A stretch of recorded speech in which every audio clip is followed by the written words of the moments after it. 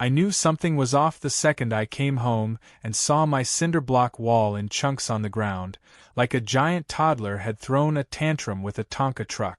My jaw didn't drop. My hands didn't shake.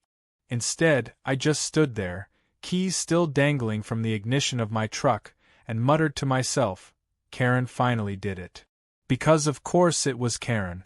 Who else in our entire cul-de-sac would have the audacity, the gall, the unhinged entitlement to bulldoze a 6-foot wall that wasn't hers? Not even complain about it first. Just remove it. Like it was some inconvenient shrub she was allergic to. I was still staring at the demolition carnage when I heard the unmistakable click-click-click of kitten heels against pavement.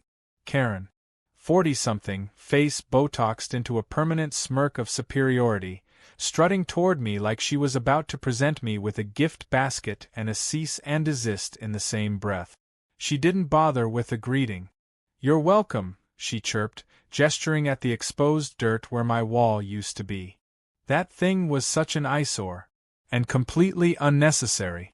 Now we can access both properties much easier. It's more communal. Her smile widened like she'd done something noble. You know, for the neighborhood. I stared at her, trying to decide if I should laugh or start digging a moat. Communal, I repeated. Karen, that was a wall.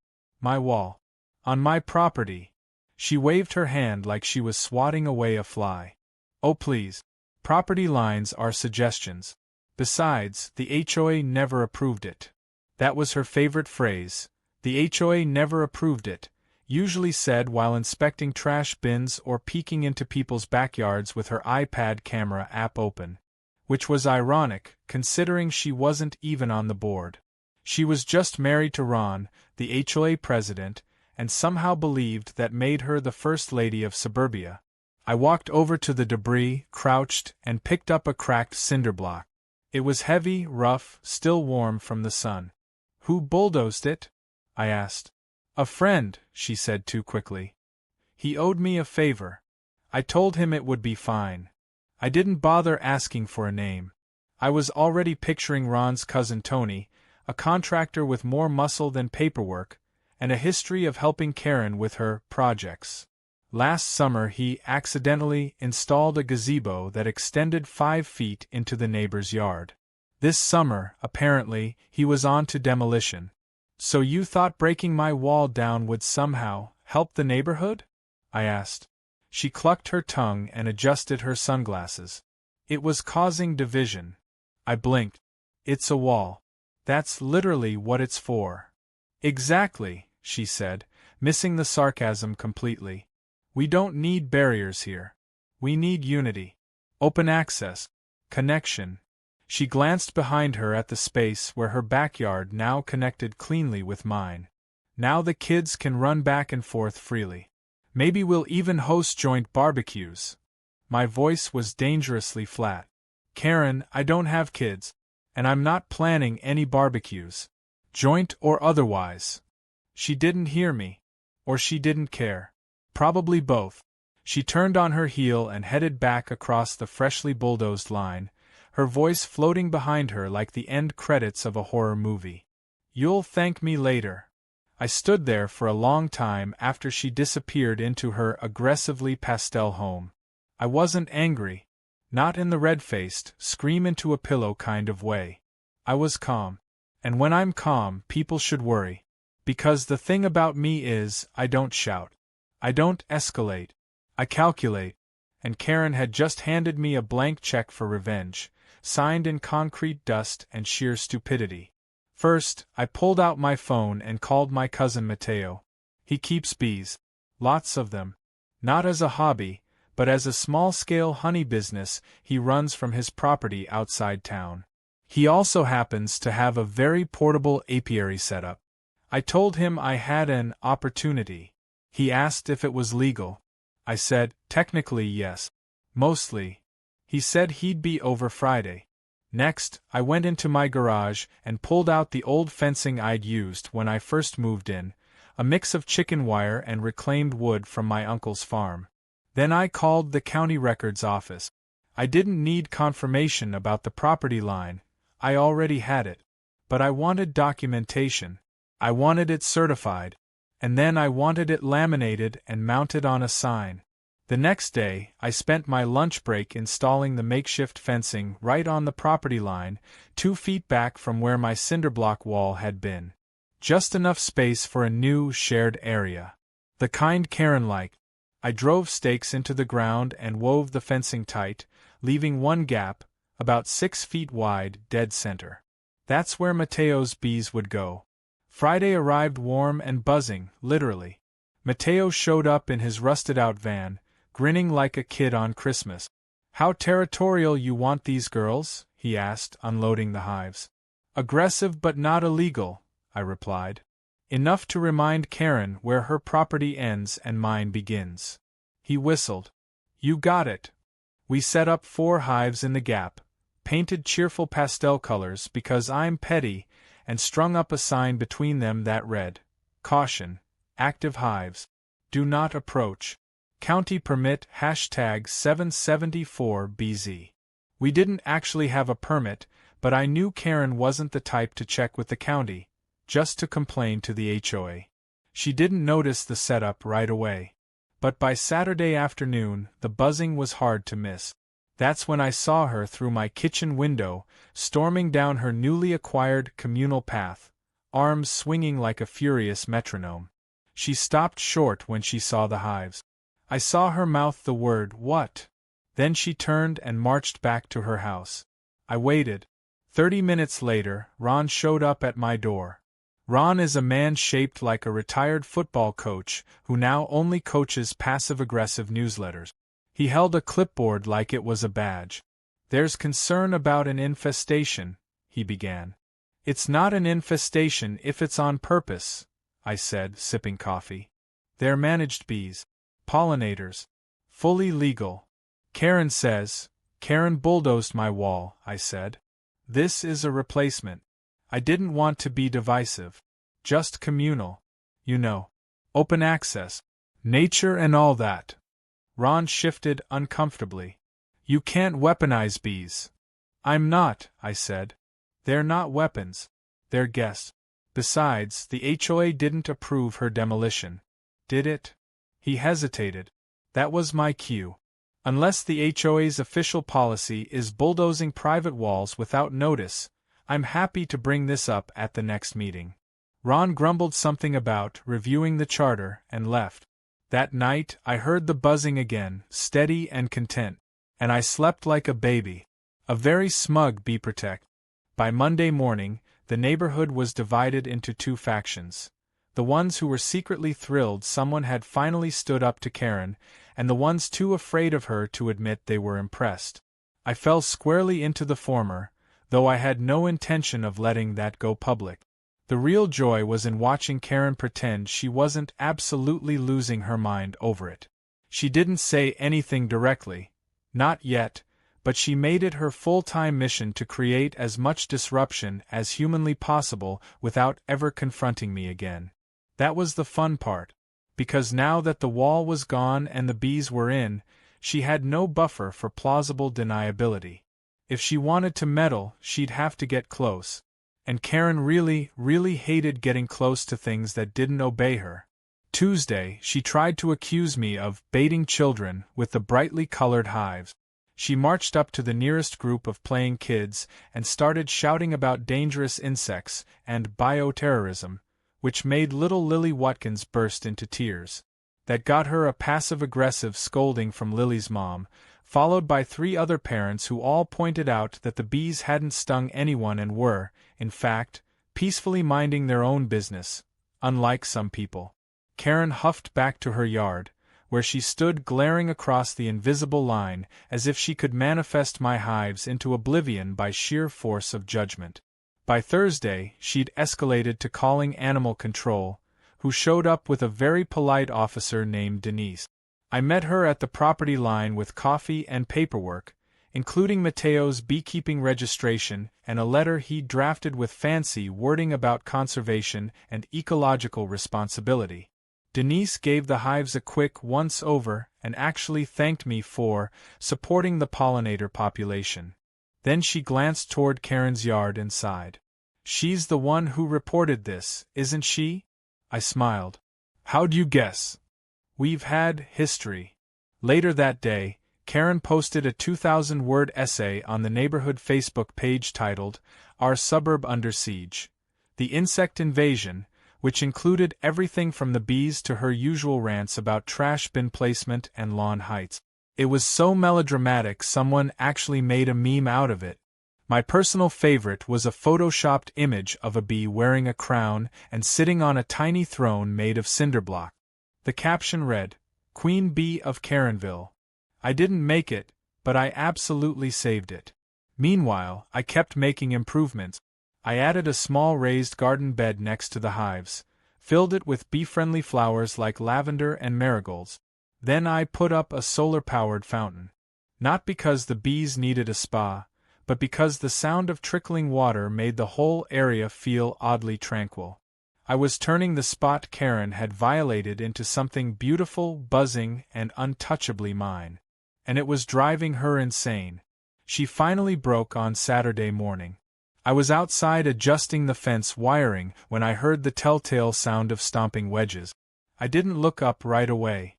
I wanted her to stew in the silence for a second. She cleared her throat. I clipped another wire. She spoke. I want a gate. I finally glanced up. Karen stood just on her side of the invisible line, arms crossed, jaw clenched so tight it looked like she'd have to unhinge it to yell. A gate. I repeated. Yes, a gate through this fence. So people can access both yards. I tilted my head like I hadn't heard her properly. You mean access my yard? They're connected now, she snapped. It's logical to allow movement between them. The HOA would support it. The HOA, I said slowly, can't mandate gates and fences that aren't theirs. Also, no one is trying to walk through here but you. I have guests, she said stiffly. They use the side path. This is more efficient. Karen, I said, straightening up, the last time you made something more efficient I lost a wall. If you want efficiency, I suggest using your own driveway. She stepped closer, which brought her within 10 feet of the hives. Her expression flickered. I watched her nostrils flare like a horse that had just noticed a snake. One of the bees drifted lazily past her shoulder. She flinched and backed off. This is harassment, she hissed. You're creating a hostile environment. You destroyed a wall I built with my own money, I said evenly. You made your move. I made mine. No one's harassing anyone. I could file a lawsuit. You could, I agreed. And I could countersue for property damage and trespassing. Should we? She glared at me for a long moment, then spun on her heel and stomped off. I didn't see her again for the rest of the weekend. But I did notice her husband, Ron, hanging around the fence line the next afternoon, doing his best to look casual while photographing the hives with his phone. He didn't say a word. I didn't either. Just gave him a friendly wave, then went back to my gardening. Let them gather all the evidence they wanted. I wasn't breaking a single rule. Not one. That's what made it so satisfying. But I knew Karen wouldn't give up. She wasn't wired for surrender. She was wired for escalation. And sure enough, on Monday morning, I came home from work to find a brand new chain-link fence being erected, on her side of the property line. It was tall, shiny, and, judging by the stakes, just barely legal. It also completely blocked her view of my yard. A fortress of spite. I almost applauded. Until I noticed the gate. A single, narrow gate that opened directly into my yard. No lock. Just a metal latch and a freshly poured concrete threshold. My stomach went cold. She'd crossed the line again, literally. She was testing me. Daring me to retaliate. I walked up to it, opened it, and stepped inside. No sign. No warning. No permission. Just bold entitlement in physical form. The next day, I called my lawyer. Not to sue yet, but to confirm the fine details of the property line, easement rules, and private fencing laws. He sent me a scanned copy of the plat map and a checklist of what I was allowed to do. Spoiler, I was allowed to do a lot. including remove any structure that crossed into my land, even by an inch. That night I poured a fresh line of powdered chalk along the boundary. It passed right through the gate threshold, 2 inches inside my line. Perfect. I took photos, time-stamped them. Then I took out my drill and a handful of steel eye screws. By morning, Karen's gate had a surprise addition. A row of hanging planters, filled with basil and mint, suspended across the entire entryway like a fragrant beaded curtain. Not heavy enough to be permanent. Not anchored to the gate. But impossible to walk through without spilling soil and getting smacked in the face with herbs. I added a sign that read, "Private Garden. No foot traffic." A subtle way of saying, "Try me again and I'll turn your gate into a vertical compost heap." Karen didn't say anything. She didn't need to. Her silence said everything. The kind of silence that's less about retreat and more about coiling for the next strike. Which was fine by me. Because I was already planning mine. I wasn't surprised when the letter came. Thick, cream-colored envelope. HOA logo embossed like it was official government correspondence. I opened it slowly, not because I was nervous, but because I wanted to savor the absurdity I knew was waiting inside. And boy, did it deliver. "Dear resident," it began. Not my name. Not even my address. Just resident. Already professional. The letter went on to inform me that multiple neighbors had expressed concern about potentially aggressive wildlife, unauthorized barriers, and unapproved modifications to shared access pathways. It cited vague subsections of the community bylaws that didn't actually apply to anything on my property. Then, it demanded the removal of the hives, the planters, and any unauthorized flora. Unauthorized flora. They meant mint. I laughed out loud. Not just a chuckle, a full, belly-deep laugh that startled my cat and echoed around my kitchen. I sat down and read the letter again, this time making mental note. The kicker? They gave me 48 hours to comply or face escalated enforcement. The next morning, I sent back a formal reply. It was 1 page long, typed, polite, and dripping in sarcasm so refined you could bottle it as perfume. I cited the exact code from the HOA's own rules that protected agricultural structures, including beehives, if placed for ecological benefit and not for profit. I reminded them that the wall Karen bulldozed was private property, and that no communal pathway had ever existed or been approved. And just for fun, I attached a copy of my recent email exchange with the county inspector, who had reviewed the hive area and confirmed it posed no safety risk. I signed off with, "I trust this clears up the misunderstanding. I look forward to seeing what escalated enforcement entails. Sincerely, your neighbor who still has all his original walls." I didn't hear back right away. But I knew that wasn't the end. The next escalation came not in a letter, but in a noise. A very specific, very familiar noise. The low rumble of a power tool being used incorrectly. I followed the sound to my fence line and found Karen, wielding a battery-powered reciprocating saw, trying to cut through one of the wooden posts that held up my bee garden sign. "Karen!" I called out, deliberately cheerful. She jumped, nearly dropped the saw, and turned to face me like a raccoon caught raiding a pantry. "I'm making an adjustment," she said, puffing herself up. "This obstruction is interfering with the new access point. And you didn't get approval for it." "Wrong on all counts," I said, walking slowly toward her. "That post is on my property. It was installed by me. The garden isn't obstructing anything except a gate you illegally placed over the line." She blinked. "The gate is temporary." "Cool. Then you'll be fine with me removing it permanently. You touch that gate and I'll call the sheriff." I smiled. "Please do. I have pictures, measurements, and a notarized property survey.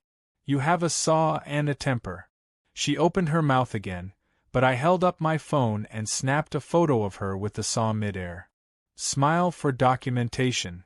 She dropped the saw like it was on fire and stormed off. I watched her go, then picked up the saw and brought it inside. She could try explaining theft of a power tool to Ron later. Sure enough, 2 hours later, a black and white sheriff's SUV rolled down our street and parked halfway between our driveways. Deputy Franklin, a guy I actually liked. He'd helped my neighbor find their lost dog last month and wasn't big on drama. He knocked, and I invited him in, offered water, and showed him the same photos and paperwork I'd been compiling for weeks. He examined everything, asked a few clarifying questions, then rubbed the back of his neck and sighed. She called saying you directed a weaponized bee barrier. She's creative, I replied.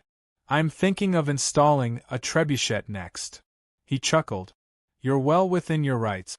As long as the hives don't cause harm and you're not actively encouraging attacks, there's nothing illegal about what you're doing. The sheriff's department isn't getting involved in an HOA slap fight. Good, I said. Because I've got a beekeeper, a lawyer, and a file folder labeled Karen, Part 1. He nodded. I'll tell her it's a civil matter and to knock it off. But of course, Karen didn't knock it off.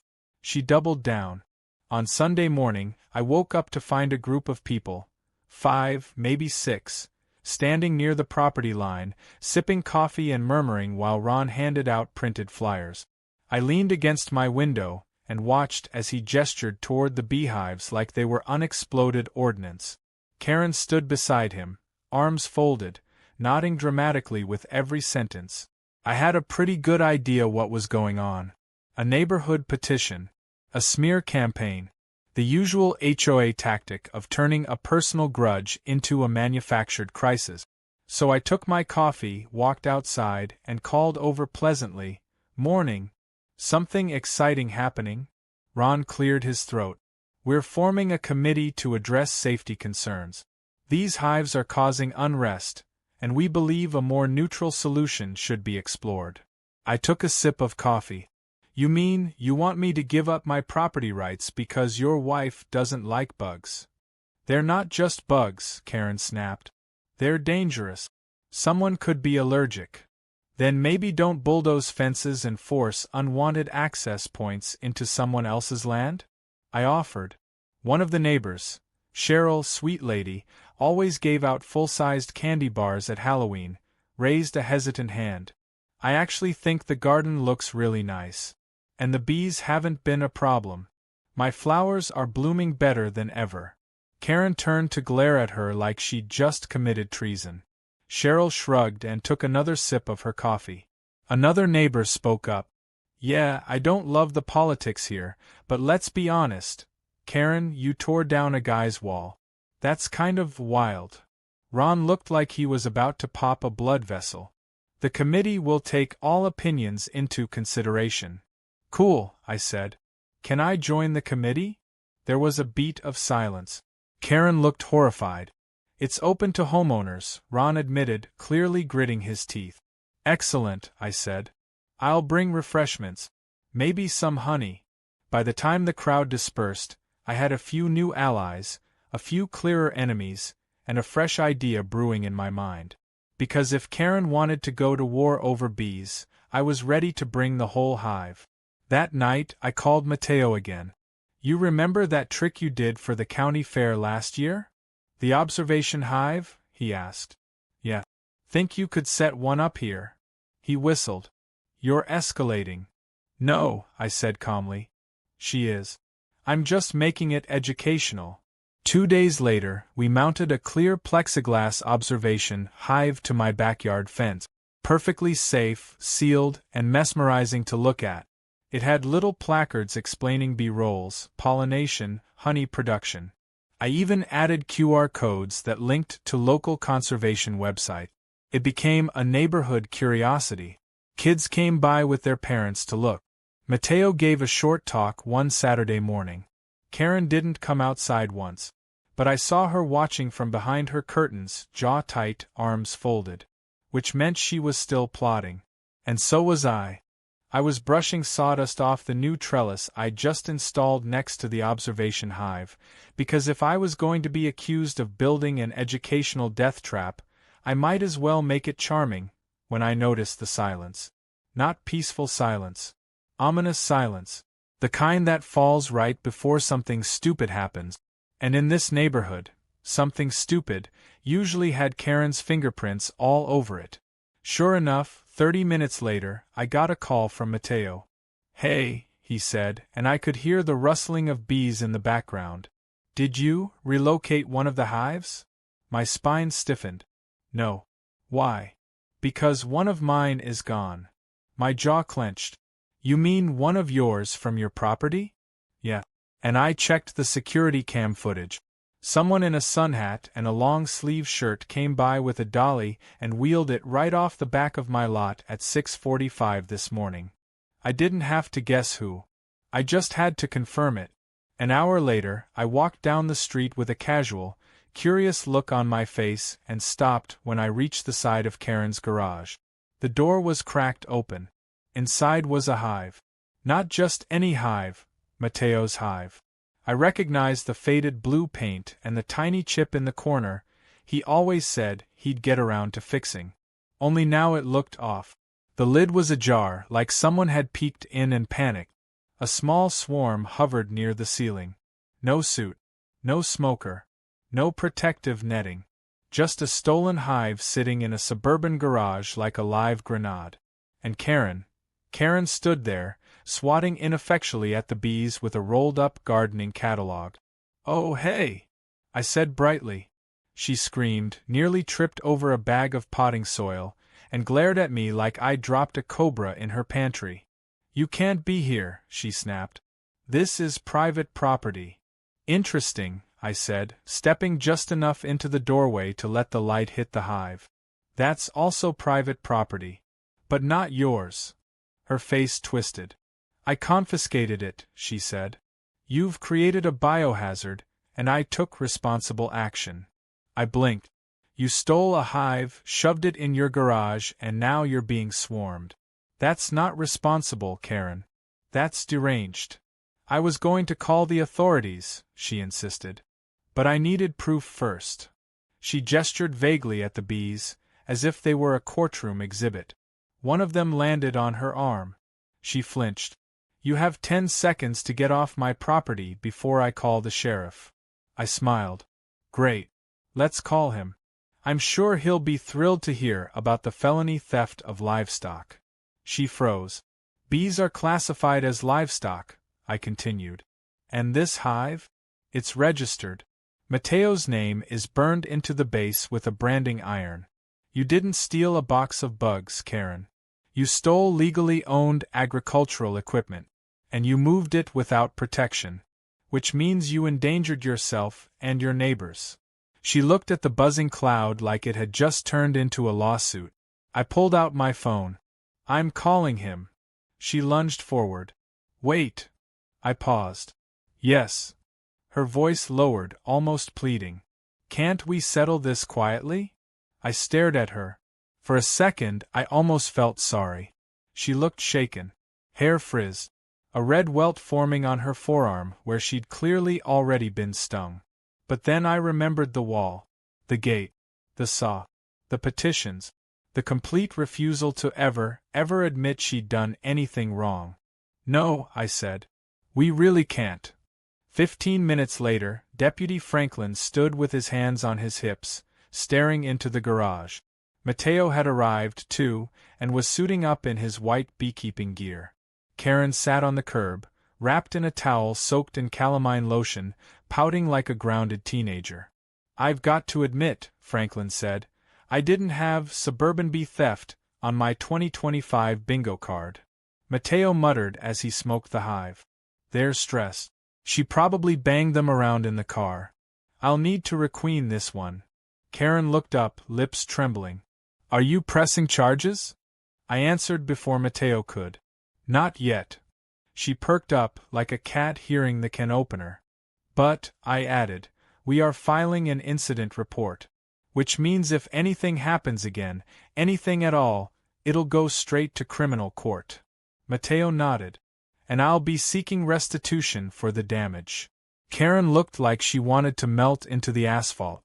By the time the hive was safely loaded back into Mateo's van, the garage had been taped off and Franklin had given Karen a long, quiet speech about trespassing, theft, and general neighborhood sanity. I thought maybe, just maybe, she'd back off. But 2 days later, I got a cease and desist letter from Ron. It accused me of defamation, harassment, and deliberate pollinator provocation. I framed it and hung it in my kitchen, because at that point it was so beyond parody it became art. But Karen wasn't done. Not even close. The very next weekend, while I was installing a new rain barrel near the hive garden, purely for aesthetics, but also a bit of strategic water collection, I noticed something odd. A small sign had appeared near her side gate. It was staked into the grass and printed in bold Comic Sans. Warning: allergen zone, avoid this area. Underneath was a bulleted list of allergens: bees, mint, lavender, and, bafflingly, wooden trellises. I stared at it for a long minute. Then I went inside and emailed the HOA. Because if Karen was going to make a scene, I was going to make a record. The response came back within an hour.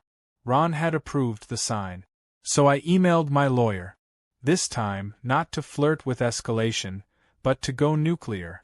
We drafted a cease and desist of our own. But we didn't send it. Not yet. Because I had one more move to make. One final act of petty perfection. The following weekend was the annual HOA Garden Walk, a dull event where a few bored retirees showed off their mulch and shared tips on geranium rotation. I signed up last minute, submitted pictures of my hives, my herbs, my rain barrel, my educational signage, labeled the whole setup as the Pollinator Pathway. Ron tried to reject the entry. The HOA board overruled him. Cheryl nominated me for Best Eco-Friendly Design. When people came through, I offered mini jars of Mateo's honey as souvenirs. Labeled, of course, with the words, "Locally rescued from stolen hive number 3. Karen refused to open her gate the entire day.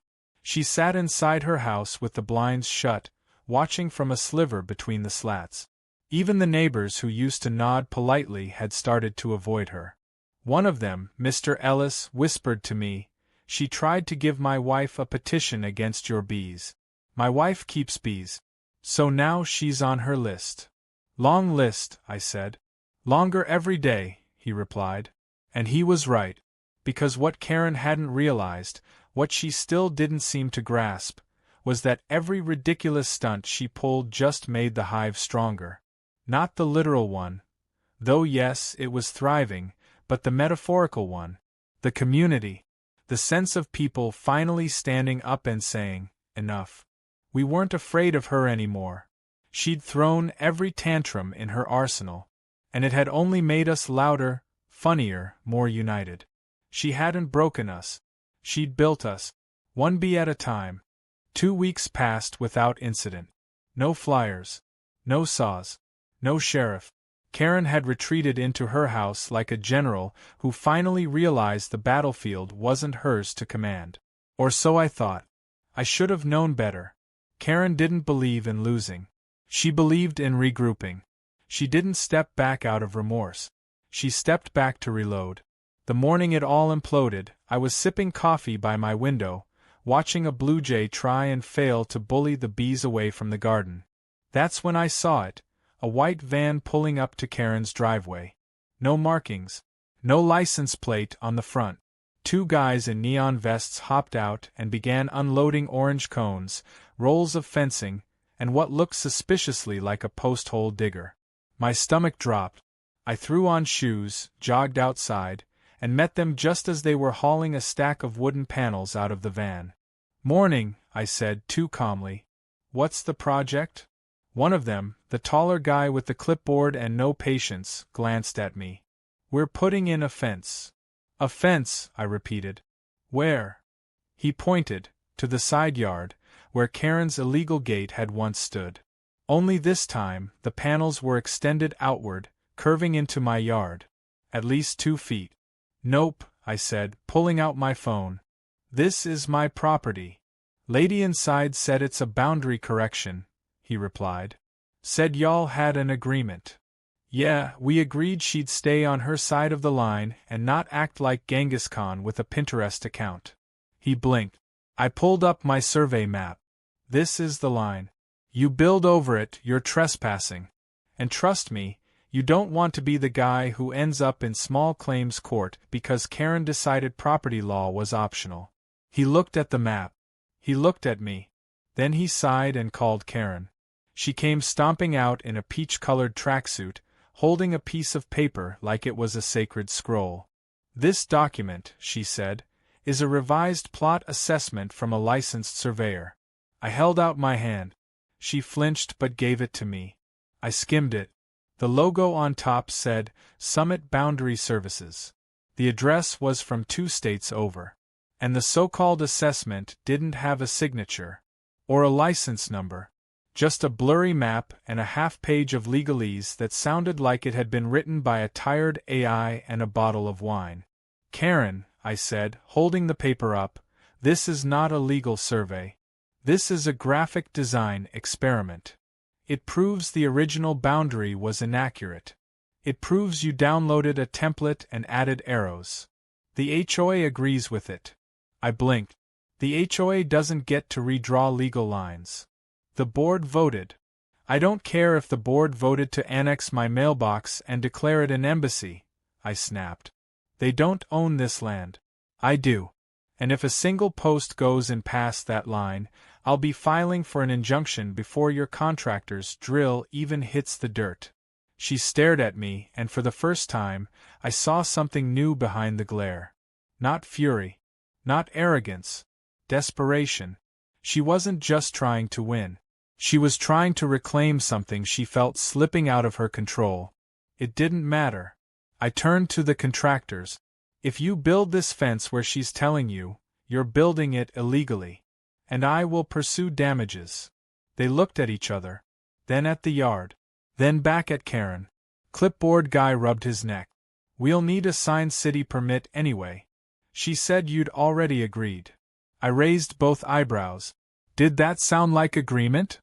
They left within 20 minutes. Karen shouted after them that she'd sue them, too. Then stormed back inside like the victim of some vast architectural conspiracy. That night I expected silence. Instead I got sirens. Not police sirens, alarms. My motion lights had tripped. I checked the feed from my yard camera and nearly dropped my phone. There she was. Karen. In the dead of night. Creeping along the property line with a flashlight and a canister in her hand.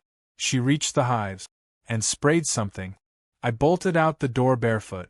She saw me and froze like a deer mid-crime. What are you doing? I barked. She backed up. I'm protecting myself. I read bees can be chemically soothed. I was just neutralizing them. Neutralizing? I echoed, my voice rising. This isn't a Marvel movie, Karen. They're not aliens. You just sprayed poison into an active hive. It's organic, she snapped. It's lemon oil. Mateo had warned me. Lemon oil can disorient bees. Make them abandon the hive. Sometimes kill the queen. I stepped forward, shaking. You crossed the line this time. You didn't just trespass. You attacked livestock. Again.